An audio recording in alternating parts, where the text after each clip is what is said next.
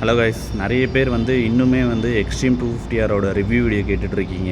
ஏதாவது ப்ராப்ளம்ஸ் இருக்கா ஃப்யூச்சரில், இல்லை ஏதாவது இஷ்யூஸ் ரைஸ் ஆகுதா இன்ஜின்லேயா இருக்கட்டும், மற்ற ஒரு வேரண்டியராக இருக்கட்டும்னு. ரீசெண்டாக நான் ஒரு இஷ்யூ ஃபேஸ் பண்ணேன் எக்ஸ்ட்ரீம் 250Rல. ஆனால் இந்த மாதிரி இஷ்யூஸ் நீங்கள் ஃபேஸ் பண்ணிங்கன்னா it will be very tough. அது என்ன இஷ்யூன்னு நான் டீட்டெயிலாக சொல்கிறேன்.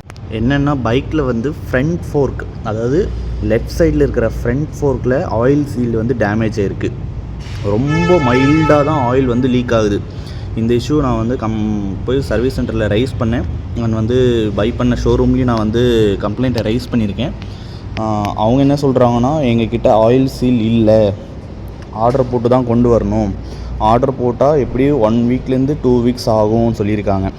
ஆனால் பைக் என்னை அங்கேயே தான் விட்டு போக சொன்னாங்க. பட் நான் பைக்கை விடலை. நீங்களும் பைக் விடாதீங்க. ஒரு ஸ்பேர் பார்ட் ஆர்டர் போடுறீங்கன்னா ஆர்டர் போட்டு ஸ்பேர் பார்ட் வந்ததுக்கப்புறமா பைக் விடுங்க. இப்போ நான் இந்த பைக்கை விட்டாலும் எனக்கு 2 டேஸ் ஆகும்னு சொல்லியிருக்காங்க. ஆனால் இது வாரண்டியில் க்ளைம் ஆகுமான்னு எனக்கு தெரியல. சப்போஸ் வாரண்டியில் க்ளைம் ஆச்சுன்னா உங்களுக்கு சொல்கிறேன். ஆனால் இது ஒரு மேனுஃபேக்சரிங் டிஃபெக்ட் தான் பண்ணுறவங்க பார்த்துக்கோங்க. இந்த மாதிரி புது பைக் நீங்கள் மார்க்கெட்டில் லான்ச் ஆகிறதெல்லாம் நீங்கள் பை பண்ணுற மாதிரி இருந்துச்சுன்னா மாதிரி இஷ்யூஸ் எல்லாம் இருக்குது. இதை ரிமெம்பர், அவ்வளோதான் நான் சொல்லுவேன். இது ஒரு டஃப்பான ப்ராசஸ் தான். ஏன்னா ஒரு சில பார்ட்ஸ் எல்லாம் ஈஸியாக உங்களுக்கு அவைலபிளாக இருக்கும். ஒரு சில பார்ட்ஸ் அவங்க ஆர்டர் போட்டு தான் வரணும். அதுக்கான நீங்கள் வெயிட்டிங் பீரியட் ரொம்ப லாங்காக தான் இருக்கும். அதனால் புதுசாக பைக் வாங்க போகிறீங்கன்னா இது எல்லாமே கன்சிடர் பண்ணுங்கள். மற்றபடி உங்களுக்கு பர்ஃபார்மன்ஸ்லேயே இருக்கட்டும், ஹேண்டிலிங்லேயே இருக்கட்டும், மைலேஜாக இருக்கட்டும், கம்ஃபர்ட்டாக இருக்கட்டும், இது எல்லாமே உங்களுக்கு சூப்பராக இருக்கும்.